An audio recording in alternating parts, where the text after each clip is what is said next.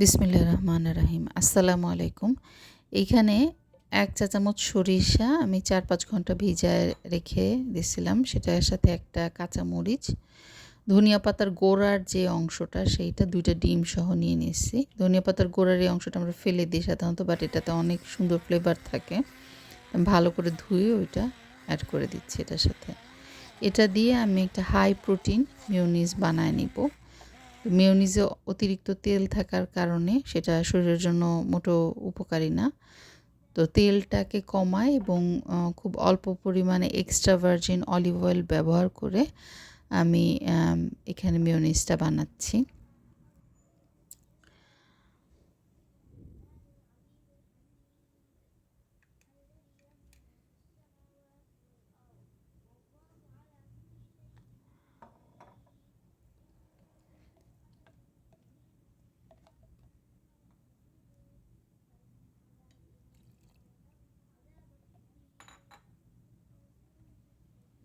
সরিষার ফ্লেভারটা ভালো লাগে মেয়োনিজের মধ্যে।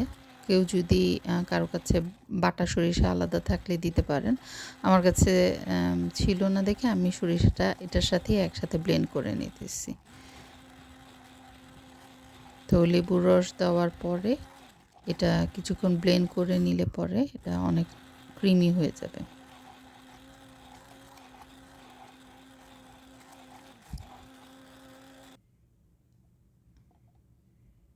এটাকে আমি বানায় একপাশে রেখে দেবো, আমাদের পরে এটা কাজে লাগবে। এখন কিছু জিরা আর সরিষা, আবার ওইখানে সরিষা যেহেতু ব্যবহার করতেছি সেহেতু অল্প করে করব। আমাদের মেয়োনিজে অলরেডি সরিষা আছে, কিন্তু এই সরিষাটাও অনেক ভালো লাগে, আস্ত সরিষাটা। জিরা টালার যে একটা সুন্দর ঘ্রাণ, এটা যখন বের হওয়া শুরু করবে তখনই টালা বন্ধ করে দিতে হবে। পোড়ায় ফেললে এটা তিতা হয়ে যাবে। তো ওই জন্য খুব কেয়ারফুলি অল্প একটু সময় টাললেই এটা সুন্দর ঘ্রাণ বের হওয়া শুরু করবে। এটাকেও একপাশে রেখে দিব, আমাদের কাজে লাগবে। এখন কিছু সিদ্ধ করা আলু খোসা ছাড়া নিচ্ছি। অনেকে চাইলে পাতলা খোসা রেখেও দিতে পারেন, বাট আলুগুলা ছোট ছোট বাইট সাইজ করে কেটে নিচ্ছি। তার সাথে বিটরুট, কিছু গাজর, চাইলে আপনি অন্যান্য ভেজিটেবলও ব্যবহার করতে পারবেন সালাদে দেওয়ার মতো, কিন্তু এমন ভেজিটেবল ব্যবহার করতে হবে যেগুলো পানি ছাড়বে না, কারণ আমরা চাই এখানে একটা ক্রিমি সালাদ বানাইতে। যার কারণে শসা, টমেটো এগুলো আমরা না দেওয়া ট্রাই করব। কিছু পেঁয়াজ, ধনিয়া পাতা কুচি আর ওই জিরা টালাটা দিয়ে দিব এটার সাথে।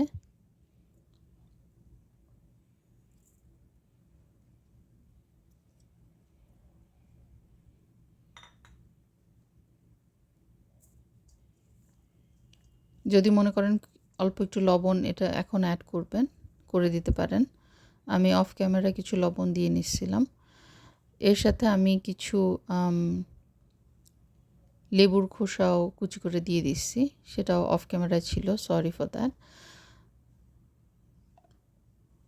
এরপর আমাদের বানানো মেয়োনিজটা এটার সাথে দিয়ে দিব।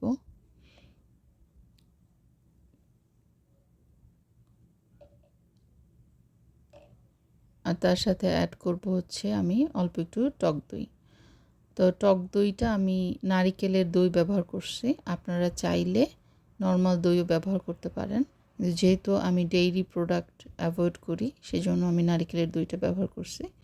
নারিকেলের দুধ জাল দিয়ে হালকা গরম অবস্থায় এটার মধ্যে ডাঁটাসহ একটা কাঁচামরিচ দিয়ে ঢেকে রেখে দিলে ৬-৭ ঘন্টার মধ্যে জমে নারিকেলের দই হয়ে যায় এবং অনেক মজা এই দইটাও খেতে। এখন এই সব মিলায় নিলেই তৈরি হয়ে যাবে আমাদের ইফতারের হেলদি অপশন আলুর সালাদ বা পটেটো সালাদ। এটা যখন খাবেন তখন প্রত্যেক কামড়ে কামড়ে আপনি একটু জিরা, সরিষা, অল্প একটু ধনিয়া পাতার কুচি মুখে লাগবে।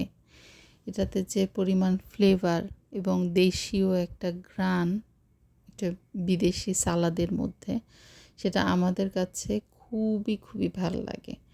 চেষ্টা করে দেখবেন বানায় বাসায়, অবশ্যই জানাবেন কেমন লাগলো। আল্লাহ আমাদের সবার খাবারে বারাকা দান করুক। সবাই সুস্থ থাকবেন।